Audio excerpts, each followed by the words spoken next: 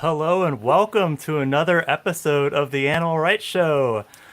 I don't know about the rest of you, but I'm excited for this week. I think last week was our first stream to YouTube, and we have another new exciting addition this week is we're streaming to 3 different places. So 2 places on YouTube and then also on Facebook. So we're going to have a lot of different conversations going, and I'll try to bring as many comments in as possible. So if you are joining us now, let us know you're here by saying hello in the comments. And I think with that, let's see what's happening this week in the world of animal rights.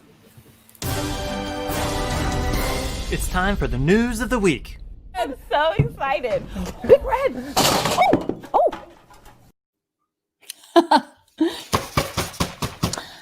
Right, yes, news this week. So, terms like veggie burger, vegan sausage, yogurt style, and cheese-like could be banned under proposals being voted on by the European Parliament next week. Proposals that would see terms like steak, sausage, escalope, and burger being used exclusively for products that contain derivatives from our fellow animals. Hang on. I think I'm getting I hear that the European Union official meat council has actually issued a statement to this effect. Let me see if I can get that up for us. This is a message from the international meat industry. Dear members of the European Parliament, shortly you will vote on the issue to ban meat-related names for plant-based products. We sincerely urge you to vote in favor of it. This 64-year-old woman from Spain mistakenly purchased a so-called veggie burger, thinking it was an authentic beef burger. She consumed it, enjoyed it, and is now considering lowering her meat intake. Take these 2 burgers. One is a beef burger, one is a plant-based burger. But which one is which? It's impossible to tell, because they both contain the word burger. Other example, Wiener Schnitzel, vegan schnitzel. It's identical. Wiener, vegan. Especially when you say it quickly. Wiener Schnitzel, vegan schnitzel. It's the same. It looks the same, it smells the same, it tastes the same. We have to protect our ignorant consumers from this horrible confusion. While the meat industry has always been known for its honest and sincere advertising, these plant-based manufacturers have been deceiving customers for years and years. This has to stop. This has been the news of the week. Let's just move on, shall we? Can we please move on, Reba? Yeah, can we move on? If only we could. Well, I guess it's been spread around, so I think most people are already aware of this one, but I think it's an interesting one, a topic for the show multiple ways. I guess most notably around language. But I think it's actually a pretty positive sign that we're making some progress, because otherwise they wouldn't be putting these new things to vote. I thought it was real. And hi to everyone in the comments, people. Do you know one thing that really was weird? He said about the little old lady who was as it were conned into buying this stuff she didn't want. In one of the news items I looked at in relation to the vote that's coming through, I think next week, he said that less than 4% of people have done that. And I thought, hang on a minute, that means there's more than 3% of people who literally have bought a vegan burger without knowing and then complained about it. I mean... Yeah. It's an interesting one all around. The whole thing is not reasonable. I mean, language evolves. And according to many dictionaries, a burger is not only a patty made from the flesh of a dead animal. And for those that are very preoccupied with the original meaning of words, they should actually remember that meat didn't always mean flesh of a dead animal. It actually meant any kind of solid food. So trying to stop language from evolving is ridiculous. Well, backers of this proposal are saying that the current labelling is obviously misleading, and they're saying that some marketing agencies are actually deliberately confusing customers.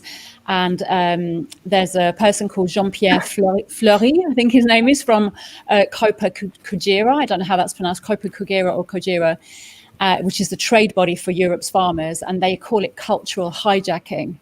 But one thing that really amuses me about what this Jean-Pierre Fleury said is that he said he's concerned that the marketing is becoming disconnected from the real nature of products, which I feel is a bit rich, really, when you think about, if they want to be totally honest and clear with their labeling, then why not get rid of these euphemisms altogether, and let's talk about what's really in this food, a patty made from blended body parts of a dead cow, a pig's dead body in a tube.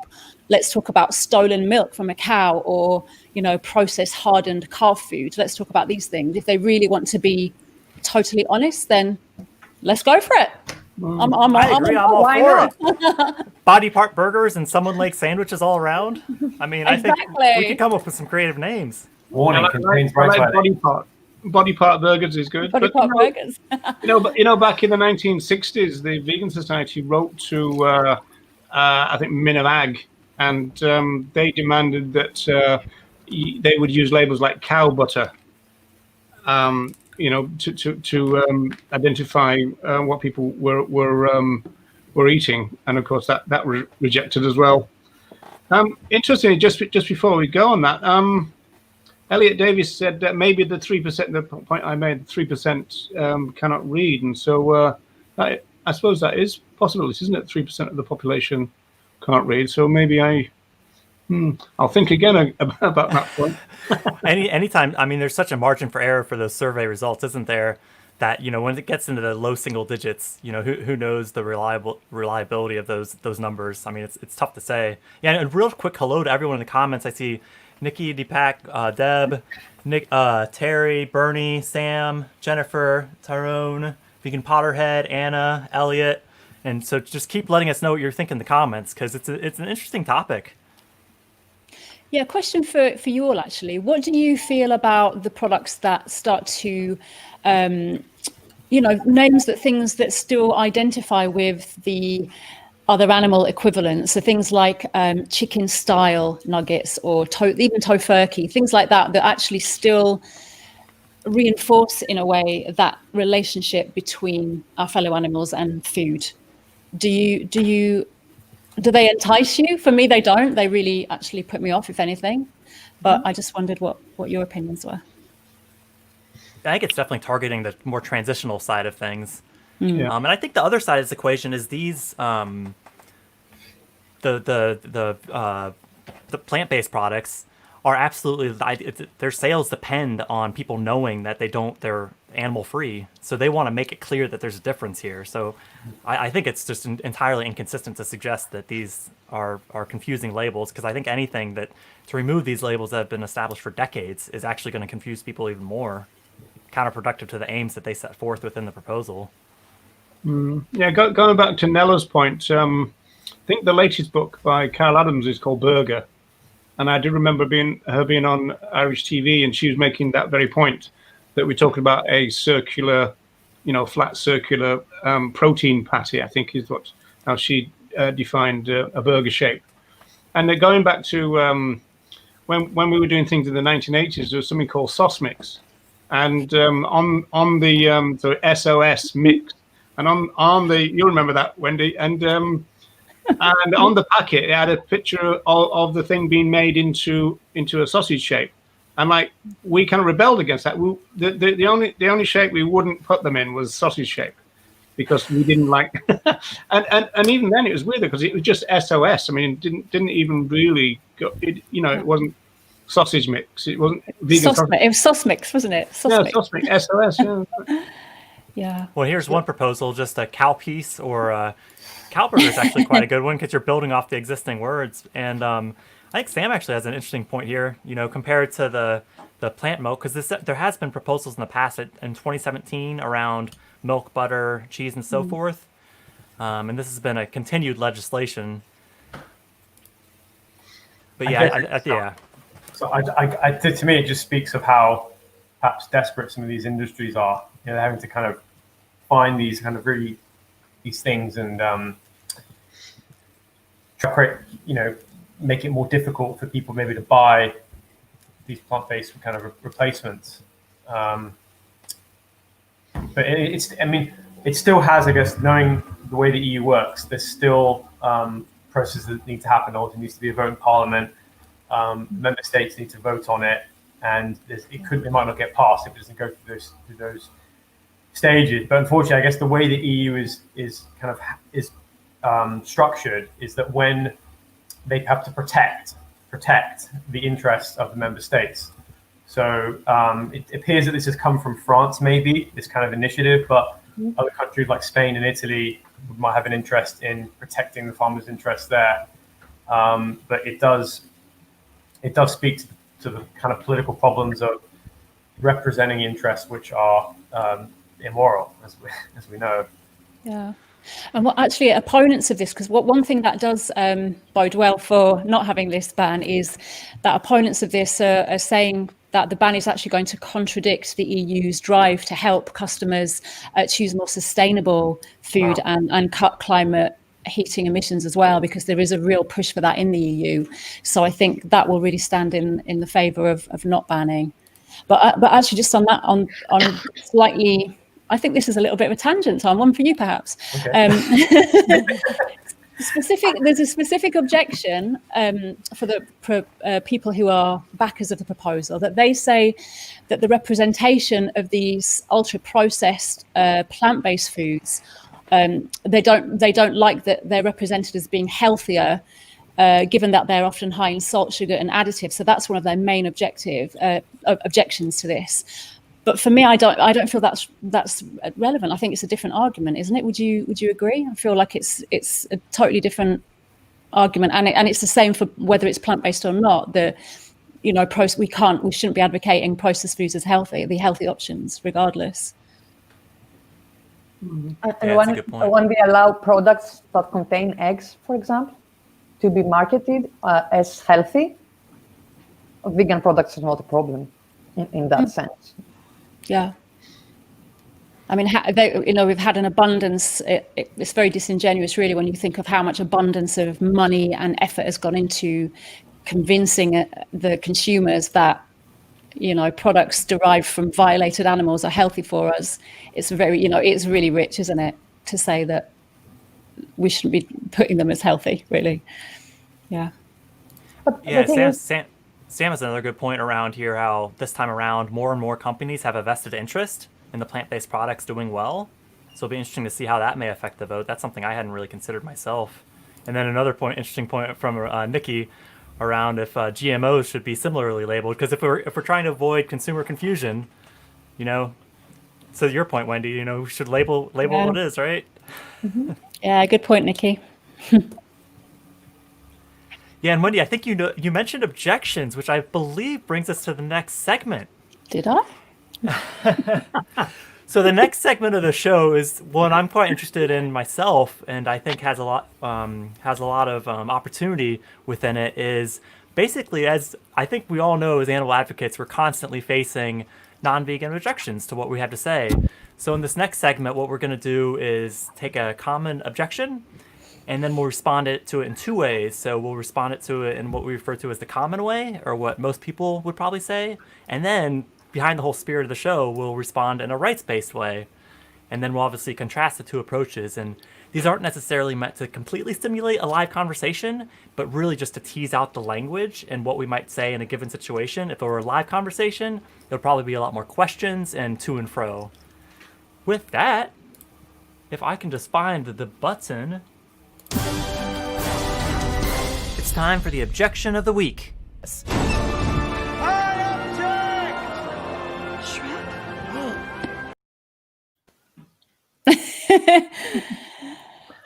So you don't have to convince me. I'm already on your side. I'm a vegetarian. Ah, vegetarian. Okay, could I ask you, what led you to become vegetarian? For the animals, of course. I don't want them to suffer. Oh, so you're against animal cruelty? Yeah, of course. Who isn't? No, very true. I'm also against that. So are you aware that the dairy industry is just as cruel, if not more so, than, the so-called meat industry, because the cows will suffer for longer? Are you aware of the cruelty in the dairy industry? Are you aware of this? Yes, that's why I buy only humane milk. from small producers, local producers, not the huge international companies.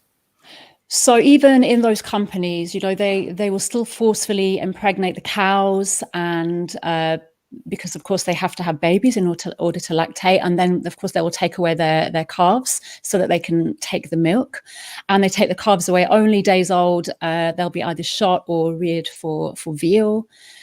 And and then the cows are milked until they're around 5 years old, and then they'll be also taken to slaughter, so they end up as low-grade beef, and that's regardless of whether this is, a so-called factory farm or on, a small kind of, what you might have in your mind as an idyllic farm. Mm-hmm.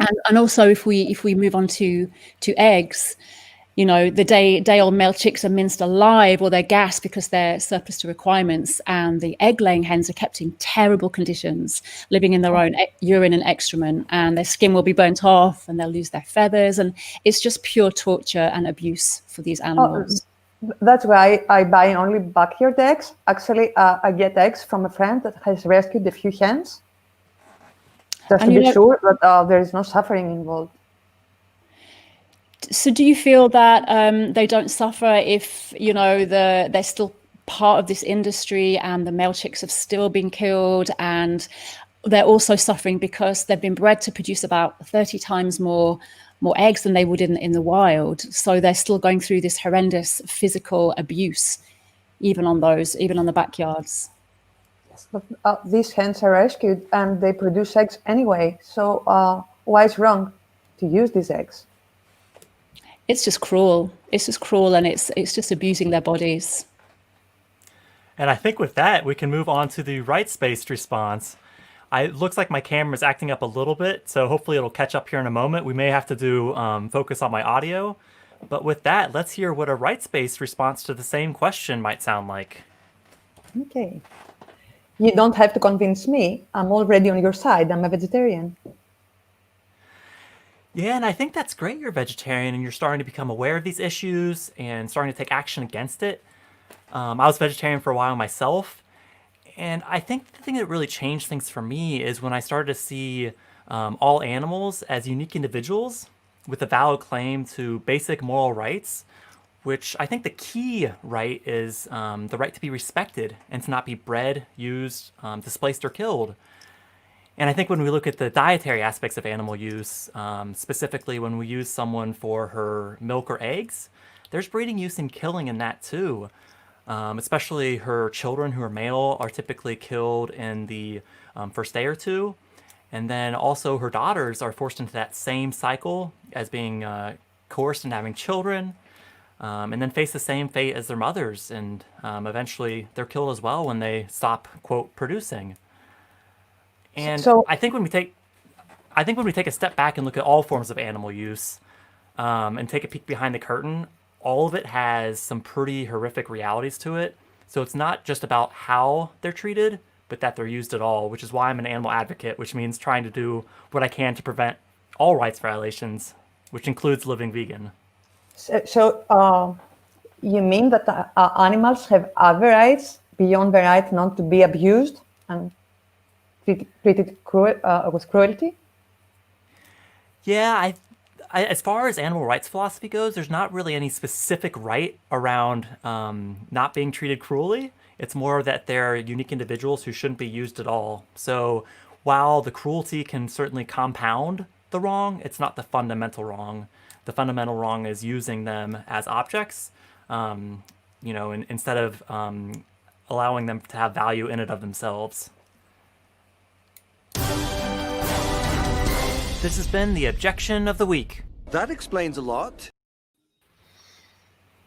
That explains everything.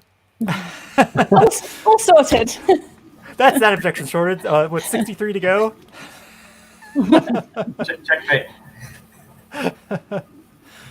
Well, I think as we were saying, that's not, obviously a full conversation. Obviously, a lot of those would be more questions and more kind of to and fro. But yeah, hopefully that helps tease out the difference, because I noticed when you mentioned cruelty, abuse, torture, conditions. Suffering. Because I think as animal advocates, we need to think about what we're actually advocating for. If we removed the bad condition, quote bad conditions and all these things, if we removed the abuse, I mean, I think most animal advocates would agree that all use is abuse. However, from a non-vegan perspective, they don't necessarily see it that way. I think last week we talked about how we might both be talking about cruelty and thinking we're opposed to it. However, from a non-vegan perspective, they think they can circumvent the cruelty while still using other animals.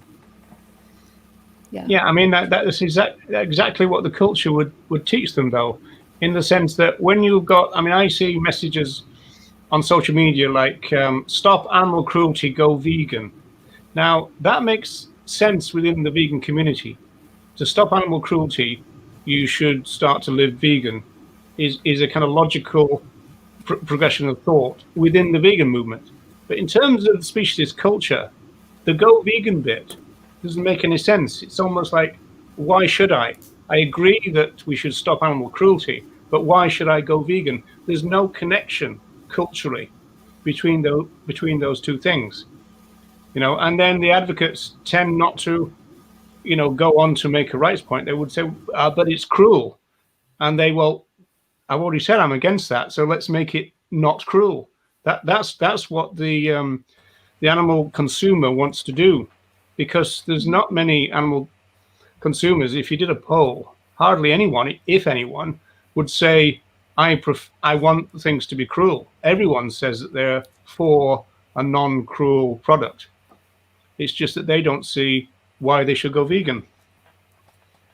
And I always come back to this thought as well. If we get to this perfect world where we eliminate cruelty, what as seen in the general wider society, as you just framed it there, Roger, as the majority of people would see cruelty. If we manage to eliminate all of that, and we, you know, the death of these other animals is as literally pain-free, they know nothing about it, they're given this beautiful life beforehand, where do we go from there? What's left to us as animal rights advocates if we end up with that world, and then we say, okay, you've told me you wanted to end cruelty, and yeah, we did. Well, now you're telling me you want to stop using them altogether. Well, actually, that's what we all wanted all along, but we just didn't have the guts to say it, or we didn't put it on the table. You know, it's almost like going to a certain point. At what point do we go, this is not what we're really about? We're about ending the use. How much cruelty do we have to get rid of before we start talking about ending use? Yeah, when do you clue them in? But I mean, here's a question for everyone, including in the comments, in the sense that, you know, actually, I've forgotten the question. Must have been a good one. Yeah, let's move on. It was a good one. There you go. Take two. Yeah, I was just doing that so you could use your new toy there, Jeremy. You're so kind. Yeah. It is Sunday, Roger. You're totally forgiven. Yeah, it's funny. I had a great point. Honest. We were talking about what we were saying. If this jogs your mind, we were talking about when do you cue them into. Oh, I remember the point. I think the reason why animal advocates will talk almost exclusively about factory farming is because they feel as though they've, you know, this is very related to what you just said, Wendy. They feel as though they've got to show pain and horror and something horrible. They can't just show animal use because they don't think that's going to resonate. And they don't have the argument to say, this is wrong too. They only seem to have the argument if it looks horrible. So you show graphic footage and you go, isn't this horrible? But they wouldn't really have a way of talking about what was going on if they showed a cow in a field, for example, because there'd be no cruelty. And so therefore, because we're a cruelty-based claims-making movement, which slaps the vegan label on the end, we kind of get stuck. And so it's almost like natural that you would show the cruelty stuff, you'd show the graphic stuff, because we haven't got the arguments, or at least the non-rights people haven't got the arguments to talk about the stuff that's not factory farming and it's not obviously cruel. And it looks like this is good timing for Terry, because they have a newly vegetarian friend. So I think we all probably have vegetarian friends, actually, I think in animal advocate circles. Mm-hmm. Nikki's made a good point with the term welfare itself is even a bit misleading, because if we were truly after their welfare, we wouldn't be using them. So it is kind of a tricky terminology. And I think just the common thing is, and I think, Roger, you've said you've experienced this in the street because you have a clearly rights-based demo, and people come up to you and respond to welfare or cruelty-based points when you're actually not advocating against that. Yeah, the most obvious one was, I probably said this before, but I was actually putting up our banners. You know, we've got about 11 of these full-size banners, about 8 foot tall, and someone said that's rubbish, and pointing at a picture of I think dairy cows, and I said, what's rubbish? And he said, well, it's not as cruel as that. I said, well, actually, you're missing the point. Our position is an animal rights position, so we're not talking about levels of cruelty. And so, you know, we talk about other animals having rights. And he kind of disputed that was our position. And he was kind of going, you know, we're saying, we're not making a point about cruelty. And that kind of threw him a little bit, to the extent that he kind of denied that I was claiming truly. He was kind of thinking that I was misspeaking, you know, because they're not used to. It's the same as with journalists. If you do a radio interview, for example, all their questions will be based around cruelty, because that's the only way they know how to talk about it, because they will watch their interviews back, they will watch the spokespersons of the movement who all talk about cruelty, and so the entire paradigm of talk is cruelty, and nobody moves out of it to the extent that, you know, that we need to. I mean, and the Animal Rights Show wants to. So can I go back to Terry Fandango? What a brilliant name, by the way. Terry said that they get stuck in cruelty argument a lot. Terry, could you qualify that a little bit more in terms of, do you get stuck in it as an advocate, as in you're unsure where to go with it, or do you mean you keep getting pulled back in by the person that you're speaking to? I just wonder if you wouldn't mind clarifying that. It's fairly likely to be the latter, I would say, because everyone slides back into welfare because that's kind of what they know. And so, you know, the conversation can easily slide back into welfare. The trick from a rights-based position is to be alert to that and bring it back to rights. It's a strong point, because I think the first response to non-vegans isn't to end to start living vegan. You know, if the conversations went that easy, you know, we'd all be out of a job.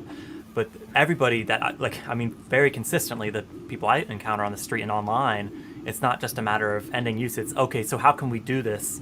And it's still okay. And as a movement, if we're sending a message that there is a way to do it where it is, quote, okay, we're telling them to regulate and change the treatment and conditions in these ways. You know, like was said earlier, you know, and then we attach a go vegan message to the end of it. You know, what are we really saying?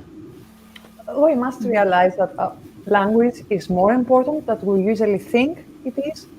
Even the slogans within the movement, I mean, the most common, the most popular, it's there is no excuse for animal abuse. And I feel that we should even change that. There is no excuse for animal use. Yeah, the danger is when you walk along this kind of culturally speciesist welfare path, is you're kind of holding their hand along that path, and it's only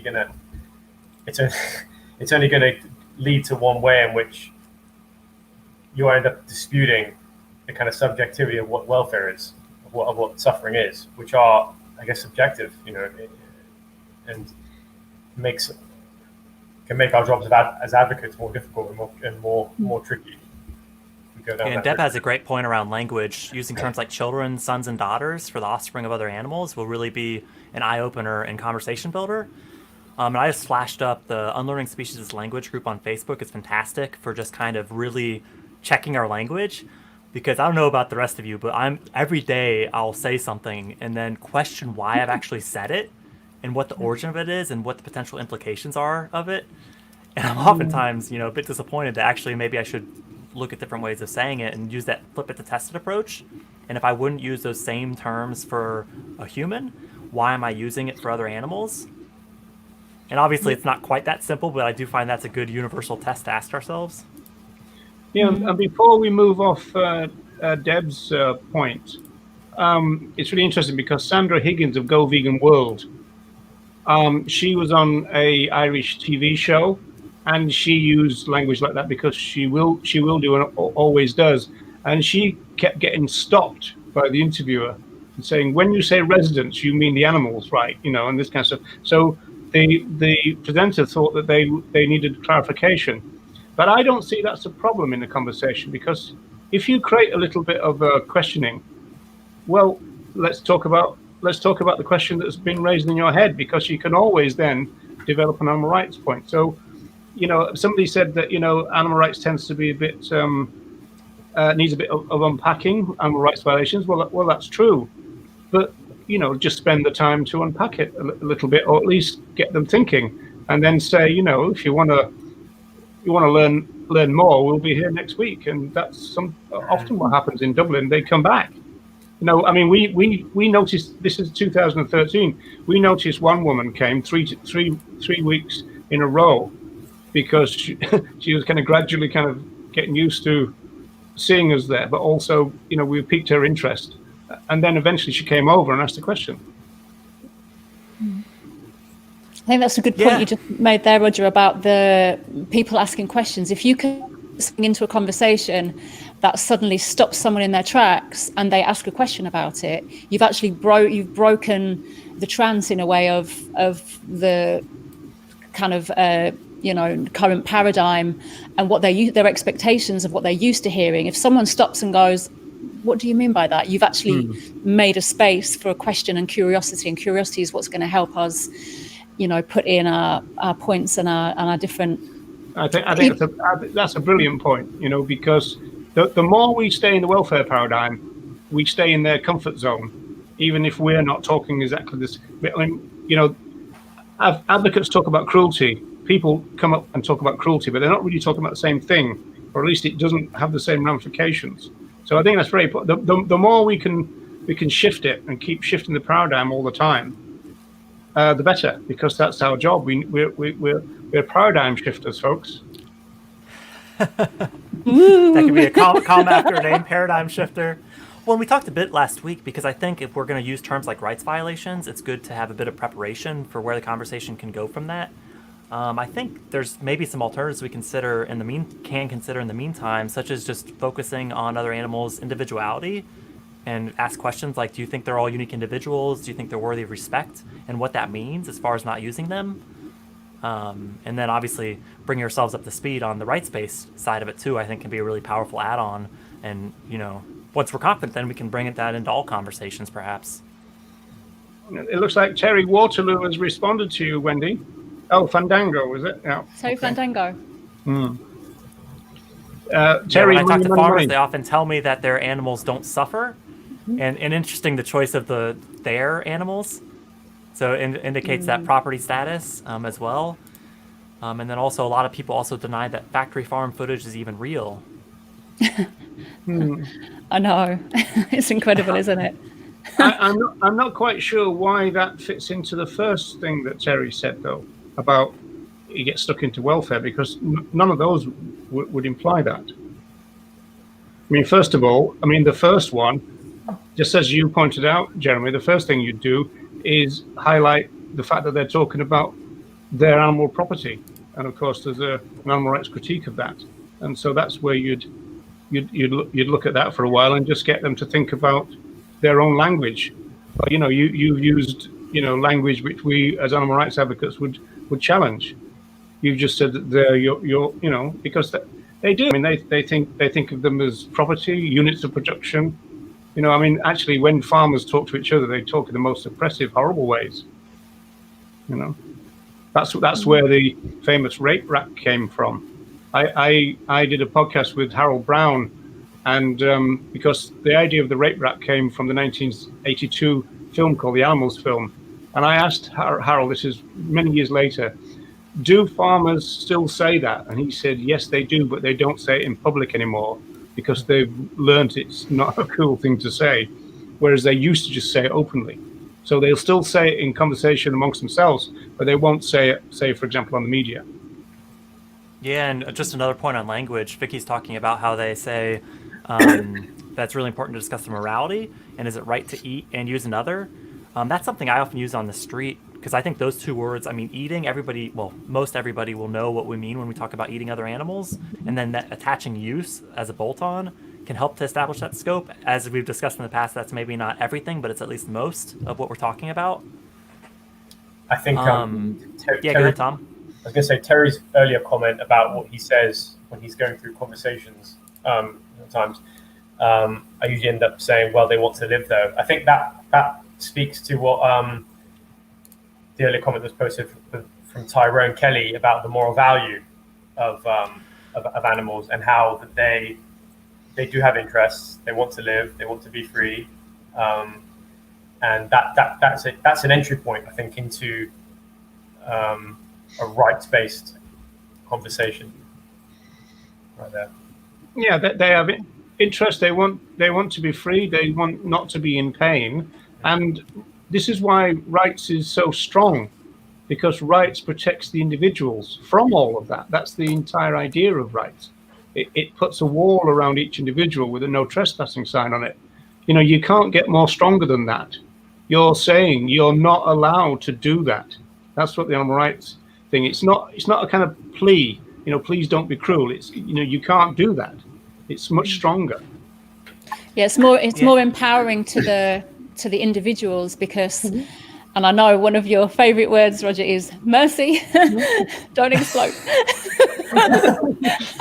But it is almost like sometimes if you're pleading the cruelty case, you're asking for mercy. You're asking for, please be kind, don't be cruel. It's all again empowering the human to choose not to be cruel, whereas other animals having rights empowers them in their own individuality to have autonomy, to have their bodily integrity, to have all of that. It's empowering to them. You know, we can't keep putting ourselves at the center of all of this as animal rights. I totally agree with that, because no matter how much you hold people to account and all this kind of stuff, and how aggressive you seem to be on the street, essentially with cruelty talk, you are doing that. Oh, please don't be cruel. Oh, please have mercy. You know, animal rights doesn't do that. It goes, hang on a second. You don't have the right to do this. You're committing rights violations, and rights violations are wrong. For me, when I hear both of you speak, I get this contrast between when we go along the welfare route, unbeknown or known to us, is it kind of highlights veganism or as this kind of virtuous path. Yeah, not being cruel, being kind, be a better person. Whereas the rights-based approach is just, has a sense of justice and basic respect, and it's stronger. Be respectful, be respectful, Yeah, and I think that's it with the language. I mean, as the comment on the screen says, you know, I think if we want to focus on moral value, I don't know about what the rest of you think, but I think if we're focusing on that and we're stripping out the welfareist language, such as abuse, cruelty, suffering, and conditions and all that, I don't know if we're talking about moral value. I think that's a big step in the right direction. And can almost be a back way. Sorry, Nella, carry on. I just want to say that if someone doesn't feel confident or comfortable to use rights violation, if the whole discussion is around individuals and respect and justice, and moves away from cruelty and pity and compassion, I think it's fine. The main point is to, by the end of the discussion, to have the other person considering that animals are people, are individuals, and they should be respected as individuals. It doesn't really matter if we'll use the rights violation there. We should do it any way we feel comfortable. Yeah, we've got to be able to back up our words, don't we? And where they may lead us. Yeah, and I think to Terry's point here, while they want to live though, is bringing us into that whole net negative life discussion, and something that I don't think gets nearly enough airtime, and I know we discussed it last week, is referring to the breeding, because it's not just a matter of the killing. You know, it's actually the beginning of the process and the beginning of the problem for the vast majority of animal use is the breeding, because they wouldn't exist if, you know, we weren't we're creating our own problem, aren't we, effectively? Some people would be very confused by that. They want to live, though, because in some senses, the vegans are going to prevent them from coming into existence, at least the domesticated other animals. And obviously, there would be a counterbalance in the sense that the free-living beings, they'd be more numerous. But it is true that there would be far fewer domesticated other animals if we had a vegan world, because at the moment we're breeding billions of them, and that just wouldn't happen in a vegan world. It's one part of animal rights that a lot of people struggle with, I've found over the years anyway. Yeah, now Elliot's got a good point around asking people if they would want to live. I think, Tom, you mentioned a point last week. If we knew from a human perspective, we were going to bring someone in that we knew was going to just have this, not good life, would we really want to do that? And I think for our fellow animals who, a few months and on average is how old they live, I think it's a pretty straightforward answer that I know I wouldn't want to come into existence if that was my fate. Be born with a death sentence, effectively. Yeah, and I think also around the language side of things, just talking about actually, if someone's committing to the cruelty side of things, that we can kind of see what they mean by that, and really just holding people to their words. Because in addition to our language, I think it's really good to be mindful of the language who we're talking to, what language they're using, and really call those into questions when we can. And obviously every conversation's a bit different. I mean, I think that's the thing. I mean, and it can be draining. I think we would all agree, but at times. But I think it's there's a bit of a challenge involved in figuring out each conversation and really figuring out, how to kind of find common ground. It's not an easy thing to do, especially if someone's really resistant. To that point, Jeremy, I was talking to Jennifer Faust earlier on, and we were talking about cruelty claims and animal rights claims, and we were thinking about how we would respond to someone saying, "Oh, that's terribly cruel, isn't it?" And in some ways, it's okay to go, "Yeah, well, obviously it's very terribly cruel," and then say, from our point of view, that's a rights violation. And I think what I would do there is just look to see how they respond to that word. And if they seem perplexed, you could just say, do you understand what I mean by that? And if they say no, bingo, you've got a 10-minute lecture in front of you. Oh, we've got to establish our premise, I think. Even just vegan, if we ask someone what they think, like why do people, why do they think people live vegan? And get their understanding. And, if they think that, to our point, because we want to be kind to animals and we want to show them mercy and all that. And then from our perspective, we can actually take a step back and say, well, actually, that's not why I'm vegan. I'm vegan, to prevent their rights from being violated. It's not about me. It's not about my reaction to their rights violations. To take the focus off the humans to the animals, other animals. I guess I should stop wearing my "Be Kind to Every Kind" T-shirt. Oh, I know exactly what you mean, man. I've got a whole closet. I've got a whole closet of T-shirts that turn it inside out and you can print your new text. It's all coming out now, Tom. And Deb's got another great point. And I was just going to say, if anyone wonders what to get Roger for Christmas, get him a Mercy for Animals T-shirt. Oh my God! Will ruin his Christmas. Please do not waste your money. Maybe use it as a kind of cleaning rag or something. There is a very interesting comment by Deb. Yeah, and I think absolutely, Deb. it's not about. It kind of speaks to the mercy point. It's not about a matter of begging or it's our virtuous nature that we're giving them something. They have this by default, and that's a key distinction, I think, that the rights-based approach differentiates itself from. It's very much about their value being independent of their utility to us, which brings us into the whole philosophy. Yeah, well, I think Debbie's point is really strong. I mean, can you imagine if we were to kind of like transfer the implications of this kind of begging and kind of pleading language that we have in the animal movement to say feminism? I mean, that'd be absolutely appalling, wouldn't it? please don't hurt me, this kind of stuff. I mean, yeah, it'd be horrible, wouldn't it? Yeah, it's not about respecting the individual, is it? No, it's a really good point that you there, but I think sometimes we're in a very difficult situation in that we are not the oppressed, whereas in the feminist movement, in anti-racism, in transgender, in sexual orientation, in any of those oppressions, those speaking for themselves. Whereas I think we find ourselves in a very unique situation. We are not speaking, we're speaking for others. So there comes that we're kind of almost like the middle people. We're not the oppressed. We're trying not to be the oppressors as hard as we bloody well can, but we're kind of trying to bring those two together. So we're kind of like mediators in a way. So although I totally agree with that, and I feel like we have to demand this.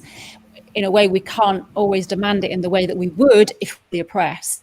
We have to have that communication with other humans. I'm not quite sure if I'd go there with you on that, Wendy, in the sense that if we were allies, so we as white privileged individuals were talking to another white person about racism, we wouldn't do it in a pleading way, would we? So, but I think we'd follow the lead. We wouldn't be the main voice. We would shut up and listen to the oppressed in that situation and follow their lead and be their allies. Whereas here, I'm just thinking kind about. Have to guess. I'm just thinking about the one-on-one conversation that we're having at any given moment, and we're in an ally situation. We wouldn't be pleading with them not to oppress the people of color. We'd be telling them that they can't. I don't think we should plead. No, I'm not on board with that. I just wonder if we're in a unique situation in terms of finding our way. I think this is why it's so difficult, because we are dealing with other humans and we're speaking for others. I just quite challenging. Yeah. Do you think our fellow animals, when we're advocating for them, do you think they'd refer to it as human-splaining? trying to advocate on their behalf, but not really fully gripping their reality. Yeah, I think that is really one challenging thing. Not being and having that experience that other animals have. We just have to do the best we can. And I think most people, when they're open-minded, if we start asking some of these questions around, what would you, if you were, before entering this world, if you could be a human or you could be a cow, a pig, a chicken, or turkey, and this could be your fate, would you want to be bred into existence? And I think that whole argument that came up earlier around, will they want to live? I think that would dissipate pretty quickly if with the vast majority of our audience. Another thing we should remember is that we are allies, we're not saviors, and the language we use must be empowering and not disempowering. I think this is very important inside the movement. Yeah, Nikki has put some interesting points here. I'm not quite sure we're getting into legal versus moral here or not. I kind of thought that was the initial point, but I'm not sure now. In a sense, the government want to control the meaning of rights, but in relation to moral rights, they can't do that, because as Tom Reagan famously said, moral rights are anterior; they're outside of the law. They're not part of that. It's kind of pre-law in that sense. So that this is why we always say that thinking about moral rights creates a problem or a situation, which ideally, in the end, it would be codified into law and become legal rights. But if the government refused to do that, they still stand as moral rights on their own. And so, in that sense, in terms of moral rights, the government are not in control. Now, I'm not quite sure if I'm misreading that, but that's my response to that one, I would say. Yeah, and I think just the interpretation, because like you say, legal rights follow moral rights, generally speaking, don't they? And I think that's why, as a team, every time we see a focus on legal rights, we I know the hairs on the back of my neck stand up a little bit, because chances are it's going to be focused on treatment and may further entrench the property status and of other animals and cultural speciesism and all that. Well, I think Amnesty International would say that legal rights don't always follow moral rights, but that's a problem. They should, but they don't, and so you're then getting disrespect for the moral rights from the government, who refuse to accept and respect the moral rights, but they still exist as an idea. That's why. Yes, Tom. Sorry, I was just going to say, could we say that, like, just to kind of give a modern day example, I don't know if this is trying to kind of think how these could be related, but for us in society as human beings today, could we say that a moral right for us would be, you know, the right to have a certain amount of privacy in our lives and not to have our personal information shared with everyone? And would that be an acceptable? Is that a legal or moral right? Well, it sounds like a moral positive right. Moral positive right. So if we accept that, and you look at, you know, what's going on with a lot of companies right now, it's almost kind of out of control because people are kind of just cottoning onto this. But the issue with data rights, for example, you could argue that is an infringement of basic human rights in terms of how all our data is out there, and we have, you know, so many organizations, social media companies are selling these informations to governments and stuff in certain situations. So is that like a convergence of moral rights and legal rights that isn't being acknowledged? Yeah, it's kind of what sociologists would call an ideal type. That if you can think of an ideal type of anything, you know, what would be the perfect situation given these variables? Then you would go, okay, so you know, an idea emerges about morality, becomes you know, within the sphere of moral rights, and then there's kind of rational debate about it, and then the ideal situation then is for them to be then codified into law. That would be the ideal type, but it obviously falters on all that spectrum, because there's argument at the moral rights level, obviously. And, you know, Tom Reagan famously says that, you know, a very contested idea, rights, obviously. And then, you know, then there's an argument about, you know, to what extent and whether we should codify them into law. And during that process, to what extent does it change? You know, I'm sure the people who put together, for example, the hunting bans in England, Scotland, and Wales had a completely different idea in their head to what came out in terms of legislation, because it went through this kind of, you know, minefield of, you know, legalese and all the rest of it. You know, so but I mean, the ideal type would be for one thing to move to the other, and everybody would go, oh, that's a good idea. That would be the ideal type. Yeah, and I think Elliot's made a good point around my human-splaining comment that it could have misanthropic undertones to be mindful of there. So that's still in the trial stages. I haven't rolled that one out yet, so that'll be taken into consideration. And Bernie has it. That's what he believes, Bernie. You call Elliot, you call him out. You call him out.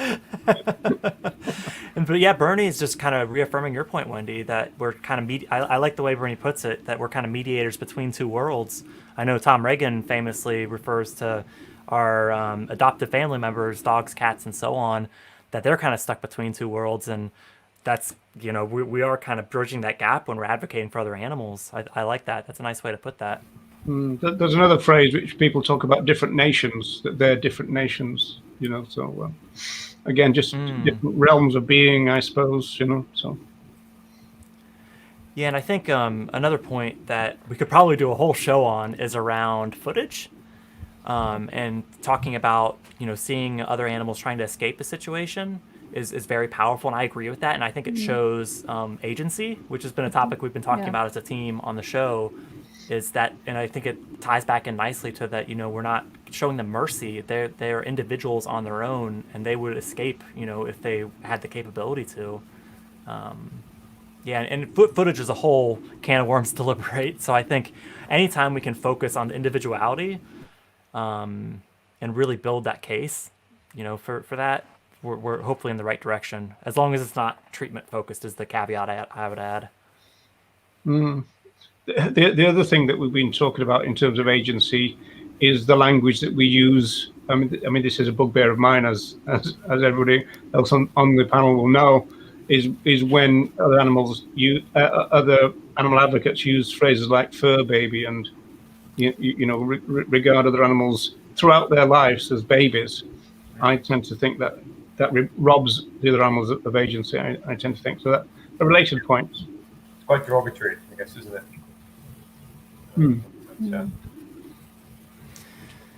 Yeah, and I think continuing to challenge our language. And I think with that, this has been a fun week. We tried a few new segments out, so please let us know what you think in the comments. We've got lots of ideas for this show going forward that I'm excited to see roll out.